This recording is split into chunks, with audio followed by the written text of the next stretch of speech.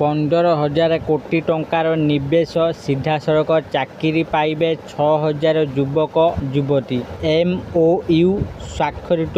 ଆସନ୍ତୁ ଜାଣିବା ଓଡ଼ିଶା ସରକାର ଯୁବକ ଏଣ୍ଡ ଯୁବତୀମାନଙ୍କ ପାଇଁ 6,000 ଭେକେନ୍ସି ବାହାର କରିଛନ୍ତି, ଯାହାକି MOU ସ୍ୱାକ୍ଷରିତ। ଆସନ୍ତୁ ଜାଣିବା ଏହି ଅପଡେଟ୍ ବିଷୟରେ। ନିଯୁକ୍ତି ପାଇବେ 6,000 ଯୁବକ ଯୁବତୀ। ଏଥିରେ କେଉଁମାନେ ଆବେଦନ କରିପାରିବେ, ଆଉ କେଉଁ ସବୁ ଡକୁମେଣ୍ଟ ଦରକାର, ଏହା କେବେଠୁ ଆରମ୍ଭ ହେବ, ଏହାର ଶେଷ ତାରିଖ କ'ଣ, ଏସବୁ ବିଷୟରେ ଆଜି ଆମେ ଜାଣିବା ଏହି ଭିଡ଼ିଓ ମାଧ୍ୟମରେ। ତେଣୁ ଭିଡ଼ିଓକୁ ଆରମ୍ଭ କରିବା ପୂର୍ବରୁ ଆପଣ ସମସ୍ତଙ୍କୁ ଅନୁରୋଧ, ଯେଉଁମାନେ ଏପର୍ଯ୍ୟନ୍ତ ଆମ ଚ୍ୟାନେଲକୁ ସବସ୍କ୍ରାଇବ୍ କରିନାହାନ୍ତି, ଆପଣମାନେ ଏବେ ହିଁ ଆମ ଚ୍ୟାନେଲକୁ ସବସ୍କ୍ରାଇବ୍ କରନ୍ତୁ, ଆଉ ଏହି ଭିଡ଼ିଓକୁ ବହୁତ ମାତ୍ରାରେ ଲାଇକ୍ ସେୟାର କମେଣ୍ଟ କରନ୍ତୁ। ତେବେ ଚାଲନ୍ତୁ ଡେରି ନ କରିକି ଆଜିର ଭିଡ଼ିଓକୁ ଆରମ୍ଭ କରିବା। ଟେକ୍ନୋଲୋଜି କ୍ଷେତ୍ରରେ ନୂଆ ଶିଖର ଛୁଇଁବାକୁ ଯାଉଛି ଓଡ଼ିଶା। ଆସୁଛି ବଡ଼ ନିଯୁକ୍ତି ସୁଯୋଗ। 5 ବର୍ଷରେ ନିବେଶ ହେବ 15,000 କୋଟି ଟଙ୍କା। ସିଧାସଳଖ ରାଜ୍ୟର 6,000 ଯୁବକ ଏବଂ ଯୁବତୀ ପାଇବେ ଚାକିରି।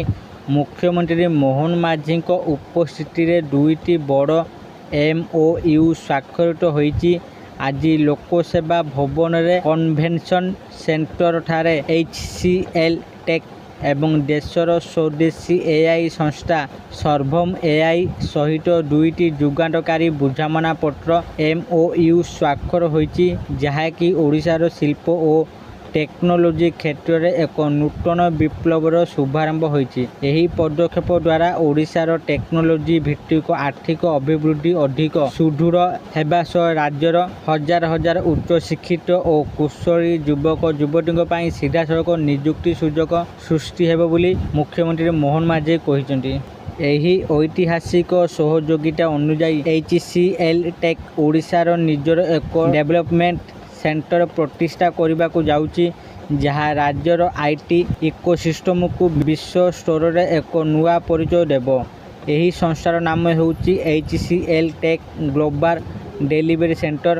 ଏଥିସହିତ HCL ଟେକ୍ ଏବଂ ସର୍ଭମ AIର ମିଳିତ ସହଯୋଗରେ ଓଡ଼ିଶାରେ ଏକ AI ଅପ୍ଟିମାଇଜ୍ ଡାଟା ସେଣ୍ଟର ମଧ୍ୟ ପ୍ରତିଷ୍ଠା କରାଯିବ। ରାଜ୍ୟ ସରକାରଙ୍କ ପକ୍ଷରୁ ଓଡ଼ିଶାରେ ଏକ ସଭରେନ୍ ବା ସମ୍ପୂର୍ଣ୍ଣ ସ୍ୱଦେଶୀ AI ପାର୍କ ପ୍ରତିଷ୍ଠା କରାଯିବ। ଏହି ଡାଟା ସେଣ୍ଟର ଉକ୍ତ AI ପାର୍କ ମଧ୍ୟରେ ପ୍ରତିଷ୍ଠିତ ହେବ। HCL ଡେଭଲପମେଣ୍ଟ ସେଣ୍ଟର ପାଇଁ ପ୍ରାୟ 730 କୋଟି ଟଙ୍କାର ପୁଞ୍ଜି ନିବେଶ ହେଉଛି, ଯାହା ରାଜ୍ୟର ଡିଜିଟାଲ ଇକୋସିଷ୍ଟମକୁ ବହୁତ ମଜବୁତ କରିବ। ଏହି ଗ୍ଲୋବାଲ ଡେଲିଭରି ସେଣ୍ଟର ମାଧ୍ୟମରେ ଓଡ଼ିଶାର 6,000ରୁ ଅଧିକ ଉଚ୍ଚଶିକ୍ଷିତ ଏବଂ କୁଶଳୀ ଯୁବକ ଯୁବତୀଙ୍କୁ ସିଧାସଳଖ ନିଯୁକ୍ତି ସୁଯୋଗ ମିଳିବ। ସୂଚନାଯୋଗ୍ୟ ଯେ ଏହି ଦୁଇଟି ପ୍ରକଳ୍ପରେ ଆସନ୍ତା 5 ବର୍ଷରେ ପ୍ରାୟ 15,000 କୋଟି ଟଙ୍କା ବିନିଯୋଗ ହେବ। ପ୍ରଧାନମନ୍ତ୍ରୀ ନରେନ୍ଦ୍ର ମୋଦିଙ୍କ ଡିଜିଟାଲ ଇଣ୍ଡିଆ ଦୂରଦୃଷ୍ଟି ଯୋଗୁଁ ଆଜି ଭାରତ ଟେକ୍ ରେଡି ହୋଇପାରିଛି ଏବଂ ଓଡ଼ିଶା ଏହି ନବସୃଜନର ଅଗ୍ରଣୀ ନେତୃତ୍ୱ ନେଉଛି ବୋଲି ମୁଖ୍ୟମନ୍ତ୍ରୀ ମୋହନ ଚରଣ ମାଝୀ କହିଛନ୍ତି। ମୁଖ୍ୟମନ୍ତ୍ରୀ କହିଥିଲେ ଯେ ପୂର୍ବରୁ ଆମେ ବିଦେଶୀ AI ଉପରେ ନିର୍ଭର କରୁଥିଲୁ, କିନ୍ତୁ ଆଜି ଆମର ସ୍ୱଦେଶୀ AI ସର୍ଭମ ବିଶ୍ୱର ଯେକୌଣସି ଟେକ୍ନୋଲୋଜି ସହ ସମକକ୍ଷ ହୋଇପାରିଛି। ଆଗାମୀ ଦିନରେ କୃଷି, ସ୍ୱାସ୍ଥ୍ୟ, ଶିକ୍ଷା ଓ ପ୍ରତିରକ୍ଷା କ୍ଷେତ୍ରରେ ଏହାର ବ୍ୟାପକ ବ୍ୟବହାର କରାଯିବ। ଗତ 2 ବର୍ଷ ମଧ୍ୟରେ ରାଜ୍ୟ ସରକାର କେବଳ ଖଣିଜ କେନ୍ଦ୍ରିକ ଶିଳ୍ପରେ ସୀମିତ ନ ରହି semiconductor, AI, textile, pharma O IT ଭଳି ନୂତନ କ୍ଷେତ୍ରଗୁଡ଼ିକୁ ପ୍ରୋତ୍ସାହିତ କରୁଛନ୍ତି। ସୂଚନାଯୋଗ୍ୟ ଯେ ସର୍ଭମ AI ଓଡ଼ିଆ ସହିତ ସମସ୍ତ ପ୍ରମୁଖ ଭାରତୀୟ ଭାଷାରେ AI ପ୍ଲାଟଫର୍ମ ଓ AI ଆପ୍ଲିକେସନ ପ୍ରସ୍ତୁତ କରିବାରେ ସଫଳ ହୋଇଛି। ଓଡ଼ିଶାରେ ଏହି AI ପାର୍କ ଓ ଡାଟା ସେଣ୍ଟର ପ୍ରତିଷ୍ଠା ହେବ ଫଳରେ ଓଡ଼ିଶାରୁ ହିଁ ଓଡ଼ିଆ ସହିତ ବିଭିନ୍ନ ଭାରତୀୟ ଭାଷାରେ କୃତ୍ରିମ ବୁଦ୍ଧିମତ୍ତାର ସେବା ଉପଲବ୍ଧ ହୋଇପାରିବ। ରାଜ୍ୟର ଶିଳ୍ପାୟନ ସମ୍ପର୍କରେ ତଥ୍ୟ ଦେଇ ମୁଖ୍ୟମନ୍ତ୍ରୀ କହିଛନ୍ତି ଯେ ଗତ 2 ବର୍ଷରେ 20 ଲକ୍ଷ କୋଟି ଟଙ୍କାରୁ ଅଧିକ ନିବେଶ ପ୍ରସ୍ତାବ ଆସିଛି। 10 ଲକ୍ଷ କୋଟିରୁ ଅଧିକ ଟଙ୍କାର ପ୍ରକଳ୍ପ ମଞ୍ଜୁର ହୋଇଛି ଏବଂ 3 ଲକ୍ଷ କୋଟିରୁ ଅଧିକ ଟଙ୍କାର ପ୍ରକଳ୍ପ କ୍ଷେତ୍ର ସ୍ତରରେ କାର୍ଯ୍ୟକାରୀ ହୋଇସାରିଛି।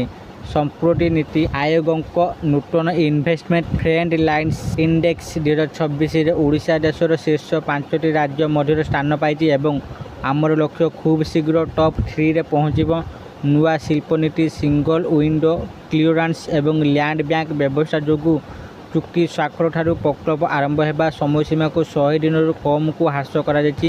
HCL ଟେକ୍, ସର୍ଭମ AI ଏବଂ ସମସ୍ତ ନିବେଶକୁ ସମ୍ପୂର୍ଣ୍ଣ ସରକାରୀ ସହଯୋଗର ପ୍ରତିଶ୍ରୁତି ଦେଇ ମୁଖ୍ୟମନ୍ତ୍ରୀ କହିଛନ୍ତି ଯେ ଓଡ଼ିଶା ବଡ଼ ନିବେଶ ପାଇଁ ସମ୍ପୂର୍ଣ୍ଣ ପ୍ରସ୍ତୁତ ଏବଂ ରାଜ୍ୟରେ ନିବେଶ କରିବା ପାଇଁ ଏହି ସମୟ ହେ ସେହି ସମୟ ହୁଏ।